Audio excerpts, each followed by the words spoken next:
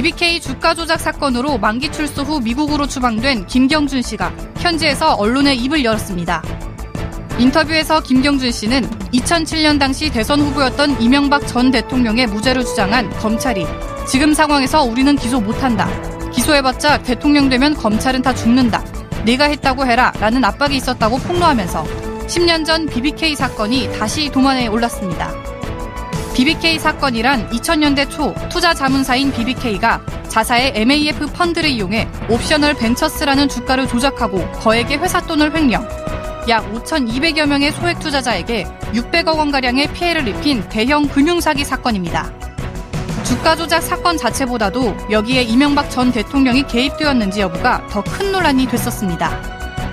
이에 사업 파트너였던 김경준 씨는 이명박 전 대통령이 BBK 실제 소유주라는 증언을 하기도 했으나 당시 검찰과 특검은 이명박 전 대통령에게 무혐의 처분을 내리면서 사건을 종결. 하지만 주가 조작에 이용된 자금의 실소유주를 둘러싼 의혹은 여전히 풀리지 않고 있습니다. BBK 사건의 핵심 인물이었던 김경준 씨가 사건의 재수사를 주장하면서 이명박 무혐의로 끝났던 BBK 사건이 제2라운드를 맞게 될지 귀추가 주목됩니다. 저도 그 형사소송법에 따라서 1년형을 받았는데 검사들이 자신들이 수사 기록을 가렸다, 숨겼다라고 한 부분에 대해서 여러 명이 명예훼손을 걸었거든요. 그리고 제가 무죄가 나왔어요. 민사에서는. 충분히 제기할 수 있는 문제 제기다. 명예훼손과, 그러니까 사실은 이제 명예훼손이 성립하느냐 아느냐와 관련해서 가장 이제 중요한 부분은 결국에는 공익성을 띠느냐라는 아마 그 부분이었을 그렇죠. 것 같습니다. 특히나 이제 정봉주 의원님께서 그때 당시에 문제 제기를 했던 것 자체가 어떤 뭐 이명박 대통령에 대한 명예를 훼손하고자 했던 것도 아니었고 그런 것도 좀 있었어요. 예, 그다음에 이제 그 수사를 했던 검사들에 대한 어떤 물론 비판도 그렇죠. 있지만 그런 것들이 전부 다 공익적인 어떤 근거를 뒀기 때문에 사실상 민사소송에서 국회의원 신분이었었는데. 예, 그러니까 그렇기 때문에 민사소송에서 승소를 했던 것으로 보입니다. 교수님, 이 BBK 이번에 보도가 됐어요. 그 한 언론사에서. 그렇죠. 그 2580인가요? 네, 2580이죠. KBS, MBC예요? MBC인데 MBC, 평소의 모습과 다른 행동을 보여서 좀 놀라긴 했습니다. 그 기자가 와서 PD하고 기자가 와서 저한테 인터뷰를 하면서 회사에서 막고 있다 이렇게 얘기 안 하고 그렇죠. 어렵게 취재를 하고 있기 때문에 도와주십시오. 그러다 제가 그랬거든요. 지난 거나 별로 신경 쓰고 싶지 않고 김경준 그냥 뭐 사기꾼이기 때문에 나는 못 믿겠다. 그랬더니 어렵게 하고 있고 회사에서 계속 막고 있다라고 얘기 안 하고 어렵게 하고 있기 때문에 좀 도와주십시오. 그런데 이번에 나간 다음에 반향이 좀 있었어요. 그렇죠. 그러니까 그만큼 국민들이 이 분야가 깨끗하게 정리가 안 됐다고 하는 것을 인식하고 있는 거예요. 이명박 전 대통령이 대통령 당선되고 나서 묻힌 거 아니겠습니까? 그렇죠. 사실 이게 엄청나게 문제가 될 수 있고 이게 만약에 대통령 당선될 가능성이 있는 사람이 아니었다고 하면 탈탈 털려서 엄청나게 피해를 당했을 거예요. 처벌을 당하고. 김경준 어머니가 그랬잖아요. 둘이 동업을 했는데 죄가 있으면 둘 다 감옥에 살아야 되고 죄가 없다고 하면 둘 다 안 살아야 되는데 누군 살고 누구 안 사는 게 말이 되냐 이게. 이게 권력을 가진 자와 권력이 없는 사람 간의 차별이지 않습니까? 이런 문제가 사실은 이제 뭐 시사맥은 2580에서 처음 터뜨렸지만 이번 이제 이 전국에서 앞으로 이 문제를 정부가 적극적으로 나서고 검찰이 적극적으로 나서서 조사를 해야 한다고 생각합니다. 국민들이 아직도 의혹을 갖고 있는 부분 아니겠습니까? 또 김경준 씨 어찌 보면 물론 본인도 죄가 있지만 억울하게 옥살이를 한 거 아닙니까? 특별한 사람 때문에 억울하다는 표현은 좀 그렇고요. 어쨌든 옥살이 사기는 사기예요. 사기는 사기죠. 근데 사기인데 2명 중에 1명이 사는 거죠. 그렇죠. 그러면 둘 다 살아야 되는데. 그리고 그 분이 자기가 사기를 치면서 같이 공모했다는 사람을 얘기하고 있는데 왜 공범은 처벌 안 하냐는 거예요. 그건 이따 법적으로 한번 좀 따라보죠. 저희가 아까 좀 정정해야 될 게 있을 것 같습니다. 그 BBK 검사들이 저희 시사인에 소송 걸었을 때 6억을 걸었었거든요. 근데 1심에 저희가 3,600만 원 배상하라는 판결을 받았었어요. 그런데 저도 좀 기억이 가물가물했는데 다시 찾아보니까 저희가 대법원에서 확정으로 완벽하게, 그러니까 원고패소 저희는 완벽하게 이겼어요. 그러니까 그렇죠. 나도 이긴 것 같았는데 뭉개갖고. 그래서 저는 1심 트라우마가 너무 강해서.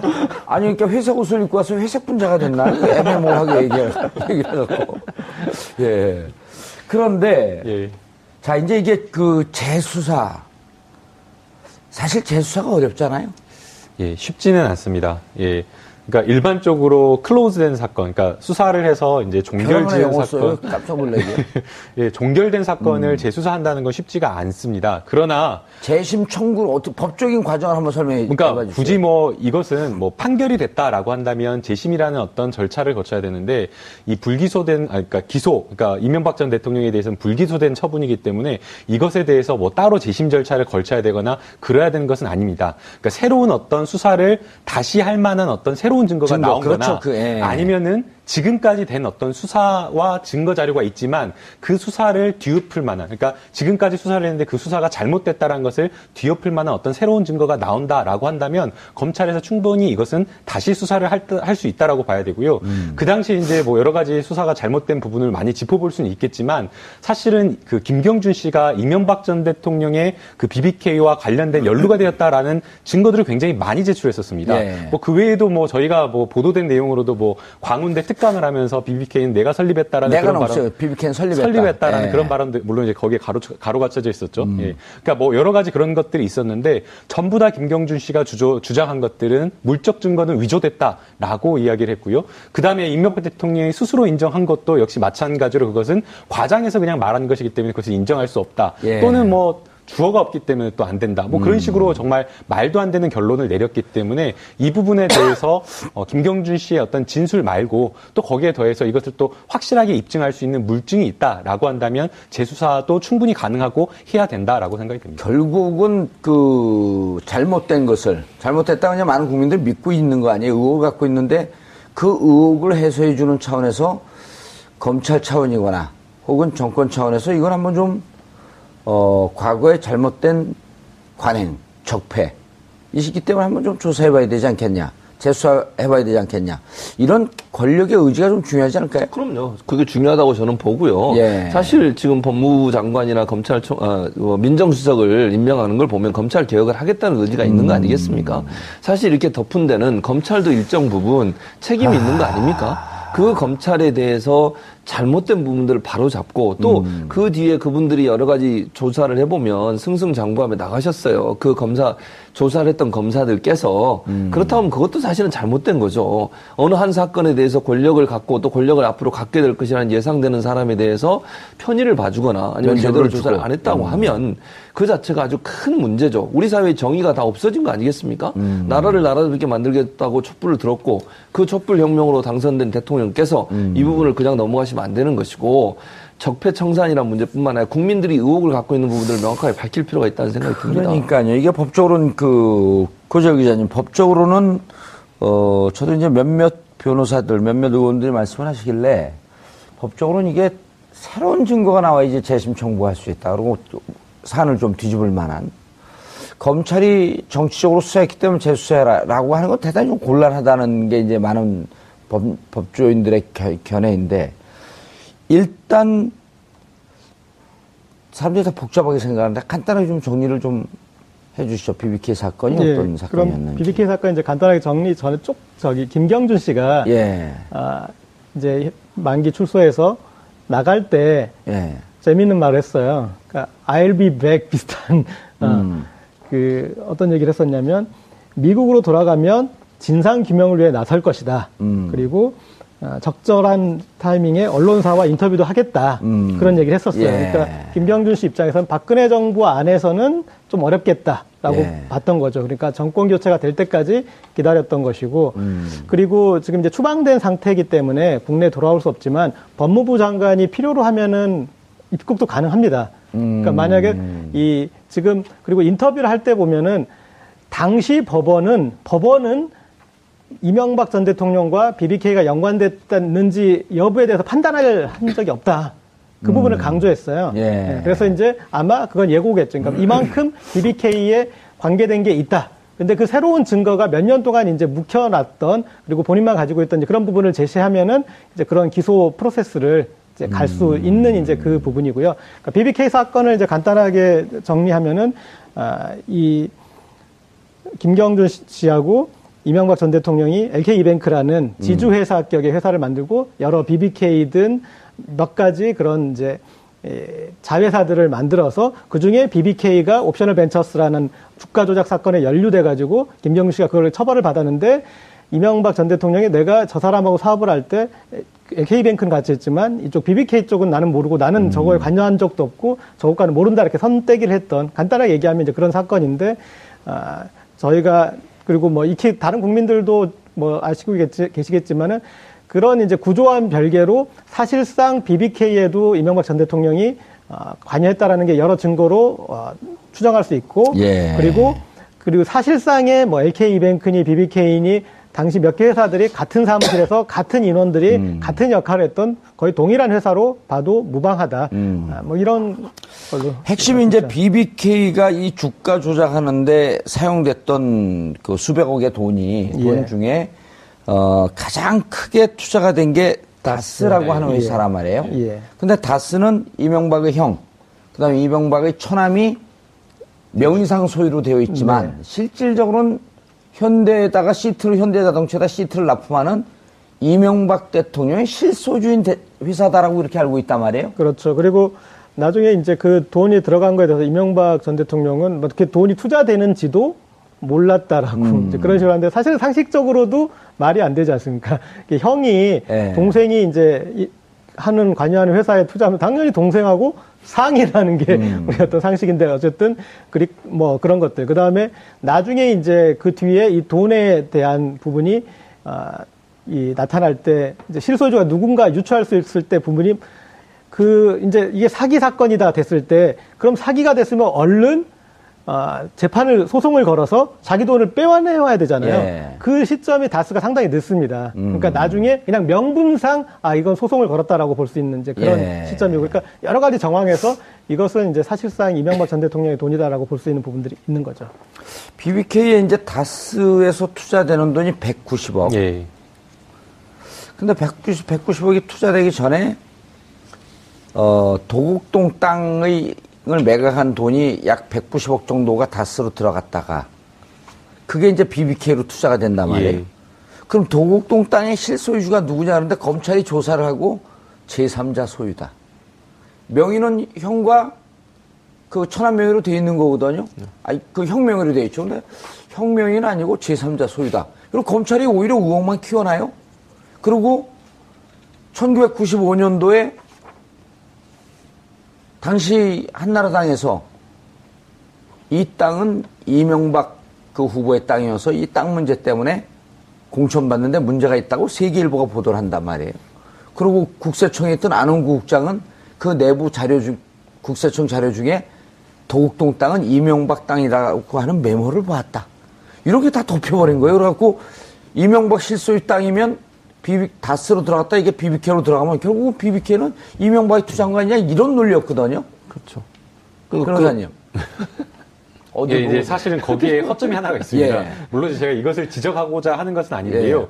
이제 사실은 돈이 그렇게 땅에 그 판 돈이 매매 대금이 그 다스로 들어갔다가 다스에서 BBK로 갔다라는 것이 사실 이제 순차적으로 연결이 돼야 됩니다. 근데 이제 그 당시에 이제 이 돈에 계좌 꼬리표는 없는 거죠. 돈의 그 계좌 추적이나 이런 것을 해봤는데 다스 그 도곡동 땅에 판 돈이 이제 다스로 들어가지는 않았지만 다스가 투자를 한 시점과 그 도곡땅 매매 대금을 받은 그 매매 거래 시점이 같다라는 겁니다. 같은 거죠. 그런데 이제 그 당시에 다스의 그 회계 분식표를 보게 되면 이 190억이라는 돈을 어디선가 이렇게 차용해서 만들 그 구멍이 없었던 겁니다. 그렇기 때문에 자연스럽게 다스라는 이 회사가 물론 중소기업으로 건실했지만 그럼에도 불구하고 이 190억이라는 현금을 융통해서 투자를 할 정도라고 한다면 결국에는 회계장부에서 드러나지 않았다라고 한다면 도곡땅 땅밖에 없는 것 아니냐라는 그런 추정할 수밖에 없었던 겁니다. 근데 이 부분에 대해서 사실은 검찰이 좀 더 집중적으로 파고들어서 이 출처를 밝혀라라고 명확하게 이야기를 해야 되는데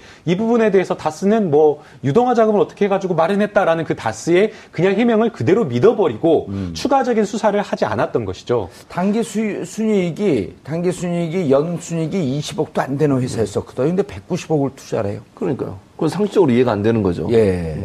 그다음에 이제 또 이상한 점이 있습니다. 아까 이제 고재열 기자님께서 이 다스가 BBK 이게 사기 사건이면 당장의 투자금을 돌려달라고 해야 됩니다. 그래서 실제로 다른 어떤 BBK 투자를 했던 투자자들은 다 다 바로 즉각적으로 투자 소송을 제기하거나 사기 고소를 하거나 해가지고 투자금을 다 돌려받았습니다. 예. 그런데 이제 다스만 굉장히 뒤늦게 미국에서 소송을 제기를 했는데요.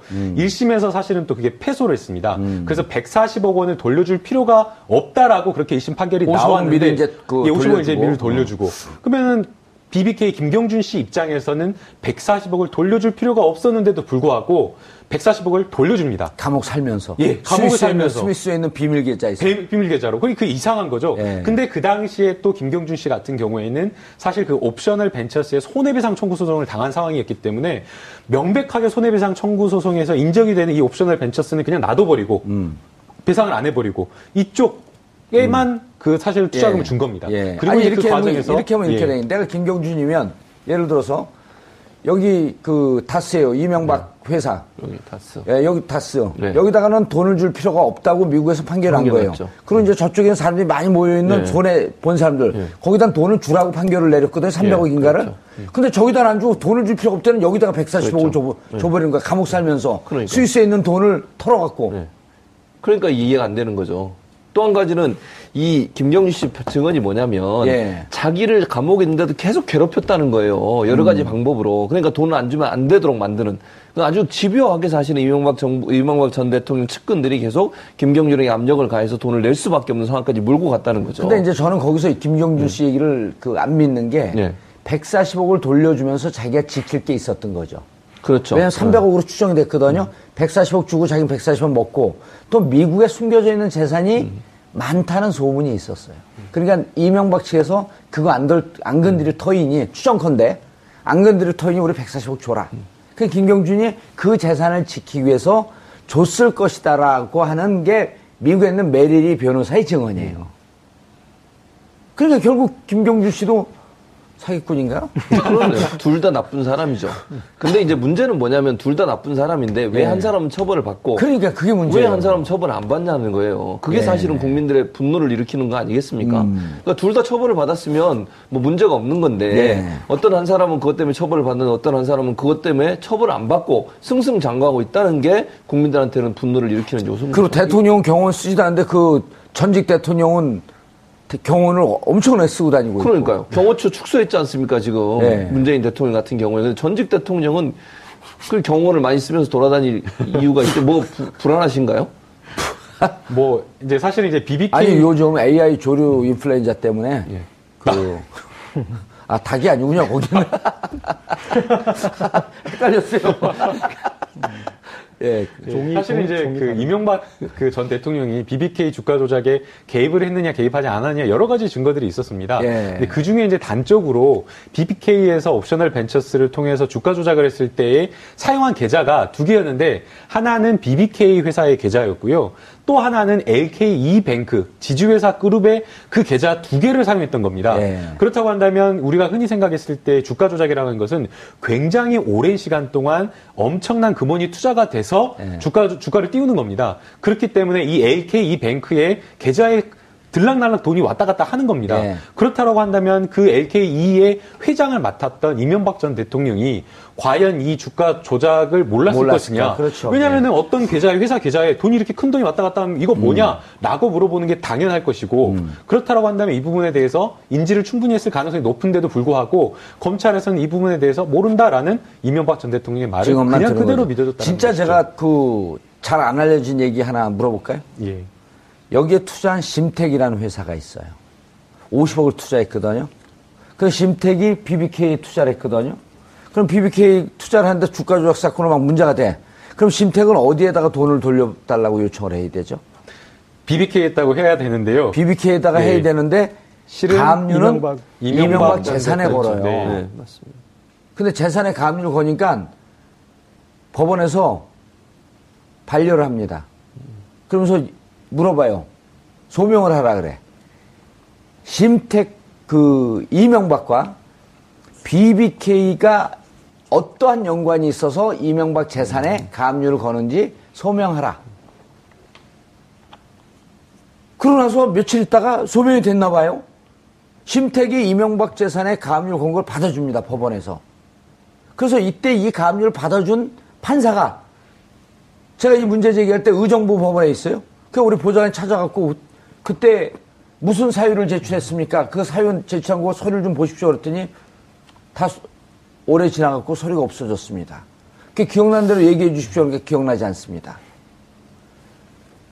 이명박과 BBK가 이명박이 BBK 실질 소유임을 심택이 무슨 확인서나 이런 등등으로 입증을 했던 거예요. 그런 것이죠. 그런 걸 검찰에 찾았어야 되는 거죠. 그러니까요. 왜냐하면 그거는 소송 기록이 그 판사님께서 없다라고 했는데 그럴 리가 없습니다. 국가기록원 가면 있죠. 소송 기록이 전부 다 법원에 보관되어 있기 때문에 지금도 있을까요?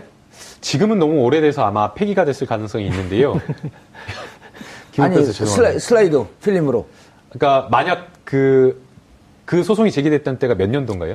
소송이 제기된 게 아니고 가압류가 제기됐던. 그 2002년 요 무렵이죠. 2001년, 2002년. 어려울 것 같습니다. 요즘에 이제 대부분 다 민사소송이 다 전자로 되어 있기 때문에 파일로 보관이 되어 있는데 그 당시 2002년도는 전자소송이 안 돼 있을 때라서 기록이 지금 보관은 안 돼 있을 것 같습니다. 예, 가처분 신청 사건에 대해서 좀 말씀을 드리면 물론 이제 본안 소송에서 승소하는 것과는 훨씬 더 낮은 정도의 그냥 소명만 하면 되지만 입증 정도까지는 필요 없지만 적어도 그럴 개연성이 있다라는 정도까지는 입증이 돼야 됩니다.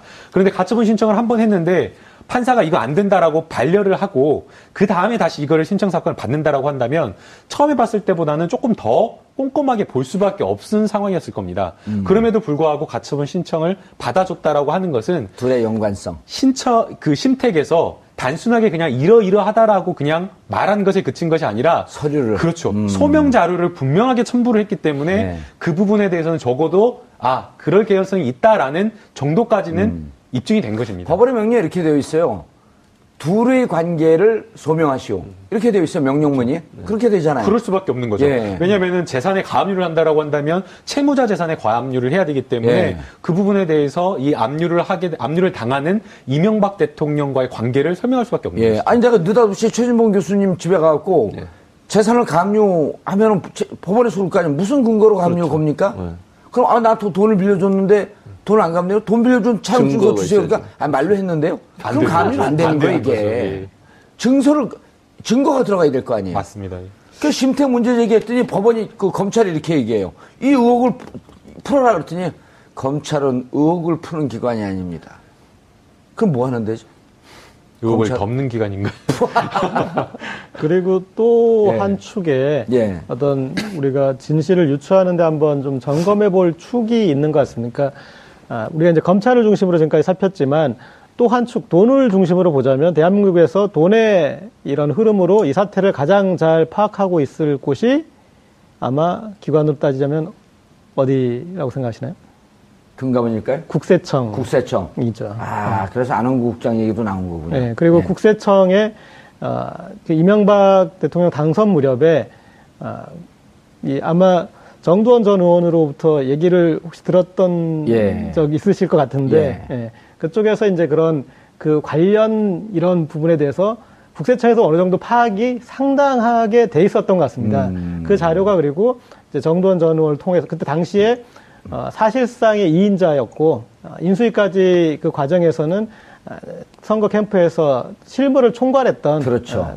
신봉이라는 그래서 정두원 의원한테 보고됐다라고 하는 얘기가 있었는데 그렇죠. 그리고 이게 정두원 전 의원이 실각하는 결정적인 계기가 됩니다. 그래요? 그거 한번 물어봐야겠는데 우리 방송에 나오는데 인수위를 지날 무렵 갑자기 그때부터 이상득 전 의원이 부각되고 정두원 전 의원은 어느 순간 3일 만에 인수위 들어가서 3일 만에 나오는데 자기는 형하고 싸우기가 버거워서 나왔다 이렇게 얘기를 하거든요. 근데 제가 이제 들은 바에 의하면 이명박 전 대통령에게 불려가서 몇 시간 동안 박살이 나고 너가 왜 국세청으로 그 보고를 받냐? 그 자료를 왜 네가 들여다봤냐? 그러니까 영린을 건드린 거죠. 아마 다음에 한번 확인해 보시면 내일이에요, 내일. 그 부분 물어보시고 거기에서 요즘 이제 영화 배우로 데뷔했는데 가수를 넘어서 영화 배우 정도원 씨에게 물어볼게요. 많이 기억이 나네요. 그렇죠. 왜 그 자료를 들여다봤냐? 왜 네가 무슨 자격으로 그걸 보고받냐? 그렇죠. 이러면서 혼나고 그리고 그 뒤에 권력으로부터 영원히 이상득 씨가 치고 올라오니까 나오는. 그리고 심지어 정두원 전 의원과 친했다는 이유만으로 모든 거기에 캠프에 주요한 역할을 했던 사람들이 다 밀려납니다. 정택은. 그 둘이 우리 거기 나와요. 보수의 품격이라고. 보수의 품격. 보수의 이름 잘 만들죠. 네, 품격을 좋아하시는군요. 품격. 예. 품격 시대에서 보수의 품격. 아마 그런데 그 부분들은 이걸 다시 꺼내려고 하면은 조금 부담스럽기는 할 겁니다. 그러니까 제가 물어보면 또 부담스러워할 것 같아요. 더 부담스러워. 근데 저는 이거 별로 관심 없어요, BBK. 용서해 주신 겁니까? 아니, 이게 재밌는 게 늘, 그러니까 이렇게 막 LK 이런 얘기하면 사람들이 재미없어요. 네, 그렇죠. 김경주 씨가 다스로부터 투자 받는 과정도요. 그렇죠. 처음에 30억인가 받거든요. 근데 가자마자 김경주 씨가 가니까 투자 약정서를 딱 그 다스에서 내놔요. 그거 사인하고 30분 만에 30억인가 50억을 다스에 놓아요. 아니, 저 BBK에. BBK. 그 나중에 이제 조사할 때 그 BBK 그 다스에 사장더러 평상시에 김경준 씨를 본 적이 있느냐 하니까 오늘 처음 봤습니다. 그거 어떻게 투자하냐 그래서 와갖고 투자하러서 투자했습니다.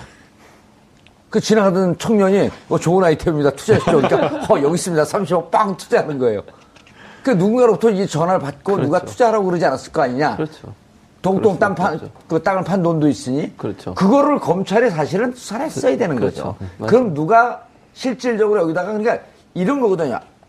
다스가 앞에 있는 주머니 돈이라고 한다면 BBK 뒷주머니 돈이거든요. 네. 앞주머니 돈 빼고 뒷주머니 넣은 거예요. 자기가 자기 돈 빼고 넣은 거거든요. 그렇죠. 그 자기는 누구냐는 거예요. 사람이냐 동물이냐. 사람이죠. 그래요? 동물이라고 얘기하면 안 돼. 사람이죠. 사람이죠. 사람이고 네.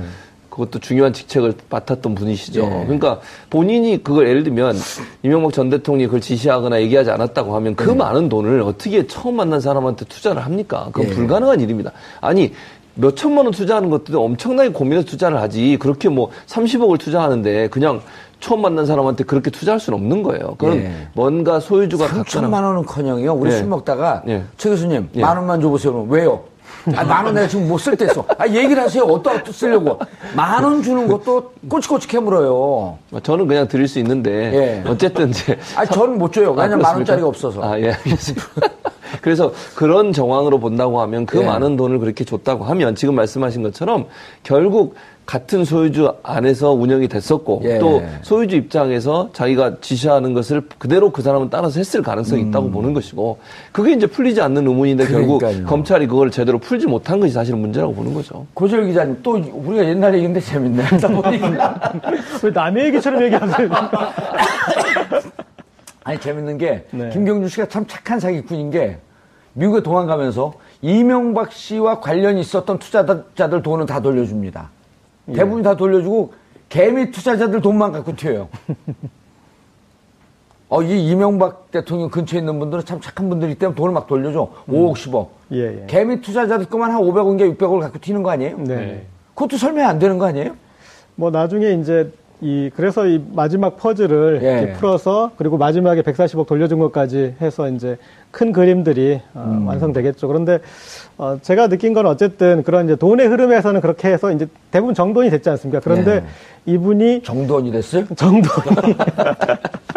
정돈이 됐는데 이분이 이제 지금 정권이 바뀔 때까지 기다려서 지금 거의 언론에 이제 어떤 신호탄을 울리고 점점 이제 프로세스를 밟아갈 것 같은데 거기에서 어떤 이 이명박 전 대통령에 대한 어떤 자신의 그런 억울한 것은 한번 좀 풀어보려고 하는 것 같습니다. 이 정도 봤을 때는 아주 김경준 씨가 적극적인 좀 의지가 있다고 봐야 될 것 같습니다. 그런데 이번에 이제 PD들 얘기를 전원에 따르면 무척 두려워한다 그래요, 여전히. 그리고 10년 징역을 살았으니까 두려워하고 이런 거에 대한 감은 좀 없다 그러더라고요. 전임 정권과 문재인 정권으로 지금 바뀌었는데 바뀌었으면 여전히 검찰을 두려워한답니다.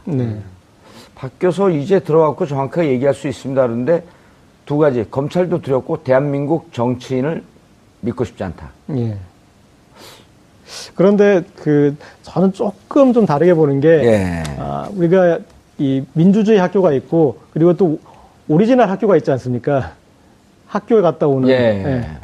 학교에 지금 9년 가까이 가서 공부 많이 하셨잖아요. 그러니까 대한민국 사회를 충분히 접하고 갔고 그다음에 이분이 나가는 과정에서도 박범계 의원이 이렇게 코디네이팅도 해주고 그랬지 않습니까? 그렇죠. 그러니까 정치인 지금 들었다고 그랬지만은 그런 지금 관련해서 정치인과 또 상의도 하고 있고 그리고 감옥에 있는 동안 대한민국 사회가 어떻게 굴러가는지도 충분히 봤기 때문에 저는 좀 그렇죠. 이명박 박근혜 정권을 거치면서 또 촛불도 봤을 거란 말이에요. 네. 그리고 정권을 바꾸는 국민들의 힘도 보았고 박범계 의원은 재심 꼭 해야 되겠다 라고 얘기를 해요. 박범계 의원을 믿을 수 있나요? 예, 박범계 의원님이시죠? 예. 법무부 장관까지 거론이 되었다가 이번에 최종은 안 되셨는데 아니 본인 스스로 예. 아무도 거론 안 되는데 그 혼자 거론했다가 또 혼자 올라가지도 않고 퇴임살 또 SNS에 SNS에 이제 겸손하게 하마평에 오른 것만으로도 고마웠다 이렇게 하면서 예. 근데 이제 사실은 이게 검찰에 이것을 재수사하라라고 하기에는 쉽지는 않을 것으로 보입니다. 예. 그렇기 때문에 방법을 조금 바꿔서 예. 오히려 정치권에서 국회 차원에서 이 부분에 대한 조사를 조금 해보는 것이 어떨까라는 생각이 듭니다. 특히나 이제 김경준 씨의 도움이 필요한데 김경준 씨 같은 경우에 지금 하는 어떤 행동이나 이런 것을 보게 되면 진실을 밝히겠다는 불과 이제 10년이나 지난 어떤 그런 상황임에도 불구하고 진실을 밝히겠다는 의지가 있어 보입니다. 예. 마지막에 이제 강제 출국 당하면서 국회에서 청문회를 하면 나와서 증인으로 출석해서 진술을 하겠다라고 이야기를 했고요. 이번에 이제 기자와 PD와의 어떤 인터뷰할 때도 기자들이 먼저 막 연락한 것이 아니라 본인이 이제 출국할 때 이제 기자들이 막 붙잡고 하니까 내가 꼭 나중에 연락을 하겠다라고 한 말을 남기고 본인이 먼저 그렇게 질문할 게 있으면 질문을 달라라고 그렇게 메일을 보냈다라고 합니다. 2580에다가요? 예, 그렇기 때문에. 그래서 시작을 했군요. 예, 그렇다라고 한다면 지금 김경준 씨 같은 경우에는. 알았어요? 거기 이제 취재, 나중에 기자가, 쓴 기자 나옵니다. 예. 그렇군요. 예. 예, 취재에 어떤 식으로 이루어졌고, 얼마나 됐는지. 그래서 그런 것을 보게 되면, 김경준 씨가 굉장히 오래된 일임에도 불구하고, 이 사안에 대해서 굉장히 억울하다. 억울하다라는 말은 결국에는 바꿔 말하면, 사실이 그때 검찰 수사로서 드러나지 않았다. 전부 다 드러나지 않았다라는 것을 방증하는 것이고, 또 김경준 씨가 이와 관련해서 진실을 밝히겠다라는 어떤 강한 의지가 있기 때문에, 국가에서, 국회 차원에서 조금 노력을 한다라고 한다면, 진실이 밝혀질 수 있을 것으로 역사상 이런 적은 있나요? 이게 국가 최고 지도자의 도덕성 문제를 검증하지 않고 넘어갔기 때문에 원포인트 특별법으로 해서 BBK 특별법을 만들어서 조사하자 라고 하는 것이 이번 정권 말고 다음 정권에서는 가능하지 않을까요? 이번 정권에서 가능해야 된다라고 생각이 됩니다. 다음 정권이 더 가능하지 않을까요? 다음 정권이요? 예. 네, 그렇게 봐야 될 것 같습니다. 다음 정권에서 무조건 할 것 같은데. 한 번 더 해야 된다는 말씀이시죠? 예. 그러니까. 왜냐면 이번 정권 좀 부담스럽지 않을까 이거 하는데? 그래도 해야 된다고 생각합니다. 왜냐면 일단 언론에서 보도. 제 논리는 어떻게 생각하세요? 네. 국가 최고 지도자의 도덕성 검증을 했던 문제였거든요. 네, 그렇죠. 그리고 국민들이 이 부분에 대해서 그러니까 국가 지도자의 도덕성 문제와 이것을 제대로 수사하지 않은 검찰의 합작품이었단 말이에요. 그렇죠. 예.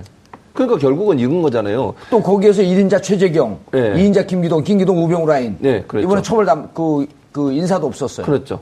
그러니까 이거는 문제는 뭐냐면 권력을 잡을 가능성이 있었던 사람에 대해서 검찰이 미리 누운 거잖아요. 그렇죠. 홍준표 전 경남지사의 말을 인용하자면 그런 거잖아요. 그러니까 결국은 문제가 있고 조사를 해야 되는 내용임에도 불구하고 권력을 잡을 가능성이 있다는 것만으로 그냥 누웠다고 하면, 그걸 포기했다고 하면, 이건 다시 당연히 조사를 해야죠. 그때 조사가 안 된 거 아닙니까? 예. 그러면 국민들 입장에서는 범죄 행위를 했다고 하는 의혹이 있는 사람에 대해서 그냥 덮어주고 간 거잖아요. 그러면 이렇게 얘기할 수 있는, 권력을 잡으면 모든 게 다 용서가 됩니까? 그 전에 어떻게 나쁜 짓을 했던, 그럼 전두환, 노태우는요?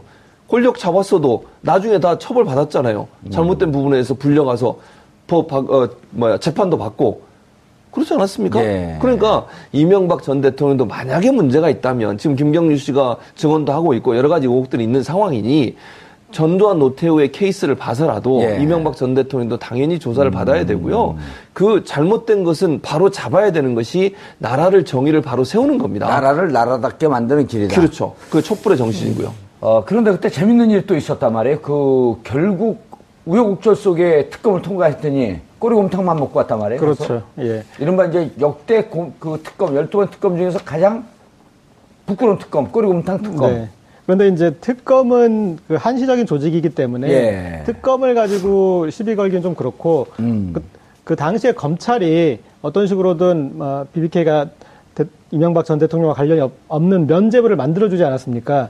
그런데 만약에 수사된 바, 조사된 바는 그렇지 않았는데 김홍일 당시 3차장이 그런 식으로 발표를 했다. 이런 식으로 밝혀진다면 제 생각엔 다시 재조사를 할 수 있는 어떤 큰 명분이 국가기관이 국민을 기만한 부분이기 때문에 사실 수사 내용은 여러 가지 내용이 있었지만 그 중에서 일부만 발췌해서 이렇게 요게 맞춤형으로 발표했다. 네. 야, 이건 중요한 포인트인데요.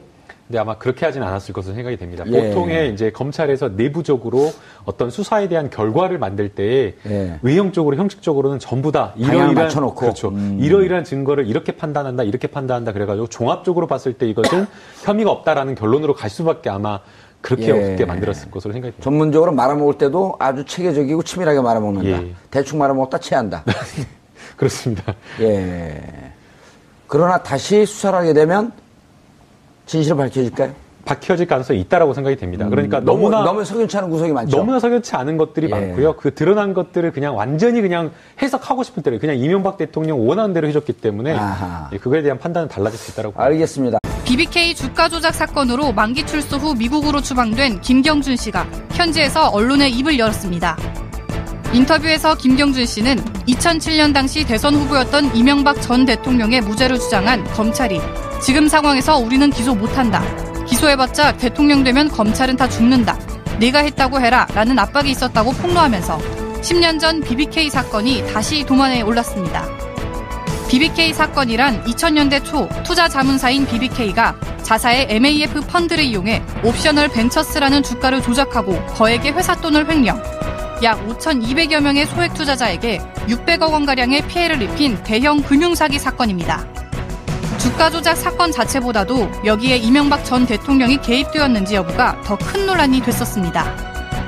이에 사업 파트너였던 김경준 씨는 이명박 전 대통령이 BBK 실제 소유주라는 증언을 하기도 했으나 당시 검찰과 특검은 이명박 전 대통령에게 무혐의 처분을 내리면서 사건을 종결. 하지만 주가 조작에 이용된 자금의 실소유주를 둘러싼 의혹은 여전히 풀리지 않고 있습니다. BBK 사건의 핵심 인물이었던 김경준 씨가 사건의 재수사를 주장하면서 이명박 무혐의로 끝났던 BBK 사건이 제2라운드를 맞게 될지 귀추가 주목됩니다. 저도 그 형사소송법에 따라서 1년형을 받았는데 검사들이 자신들이 수사 기록을 가렸다, 숨겼다라고 한 부분에 대해서 여러 명이 명예훼손을 걸었거든요. 그리고 제가 무죄가 나왔어요. 민사에서는. 충분히 제기할 수 있는 문제 제기다. 명예훼손과 그러니까 사실은 이제 명예훼손이 성립하느냐 아느냐와 관련해서 가장 이제 중요한 부분은 결국에는 공익성을 띠느냐라는 아마 그 부분이었을 것 같습니다. 특히나 이제 정봉주 의원님께서 그때 당시에 문제 제기를 했던 것 자체가 어떤 뭐 이명박 대통령에 대한 명예를 훼손하고자 했던 것도 아니었고 그런 것도 좀 있었어요. 그다음에 이제 그 수사를 했던 검사들에 대한 어떤 물론 비판도 있지만 그런 것들이 전부 다 공익적인 어떤 근거를 뒀기 때문에 사실상 민사소송에서 국회의원 신분이었었는데 그러니까 그렇기 때문에 민사소송에서 승소를 했던 것으로 보입니다.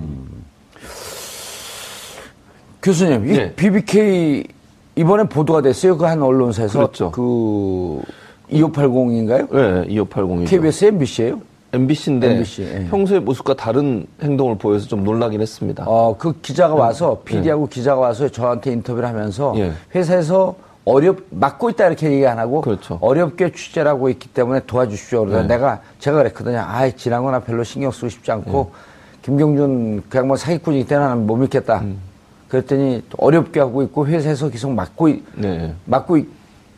있다라고 얘기 안 하고 어렵게 하고 있기 때문에 좀 도와주십시오. 그런데 이번에 나간 다음에 반향이 좀 있었어요. 그렇죠. 그러니까 그만큼 국민들이 이 분야가 깨끗하게 정리가 안 됐다고 하는 것을 인식하고 있는 거예요.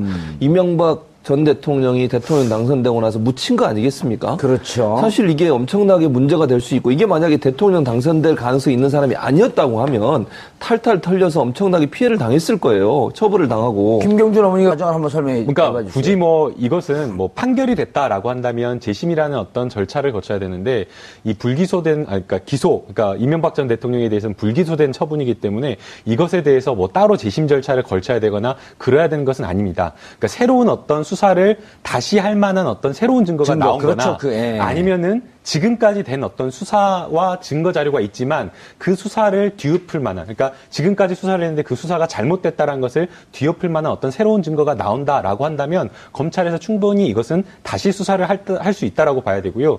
그 당시 이제 뭐 여러 가지 수사가 잘못된 부분을 많이 짚어볼 수는 있겠지만 사실은 그 김경준 씨가 이명박 전 대통령의 그 BBK와 관련된 연루가 되었다라는 증거들을 굉장히 많이 제출했었습니다. 네. 뭐 그 외에도 뭐 저희가 뭐 보도된 내용으로도 뭐 광운대 특감을 하면서 BBK는 내가 설립했다라는 그런 발언, BBK는 설립했다라는 그런 발언도 물론 이제 거기에 가로가 쳐져 있었죠. 예. 그러니까 뭐 여러 가지 그런 것들이 있었는데 전부 다 김경준 씨가 주장한 것들은 물적 증거는 위조됐다라고 이야기를 했고요. 그 다음에 이명박 대통령이 스스로 인정한 것도 역시 마찬가지로 그것은 과장해서 그냥 말한 것이기 때문에 그것을 인정할 수 없다. 예. 또는 뭐 주어가 없기 때문에 또 안 된다. 뭐 그런 식으로 정말 말도 안 되는 결론을 내렸기 때문에 이 부분에 대해서 김경준 씨의 어떤 진술 말고 또 거기에 더해서 이것을 또 확실하게 입증할 수 있는 물증이 있다라고 한다면 재수사도 충분히 가능하고 해야 된다라고 생각이 듭니다. 결국은 그 잘못됐다고 그냥 많은 국민들이 믿고 있는 거 아니에요? 의혹을 갖고 있는데 그 의혹을 해소해 주는 차원에서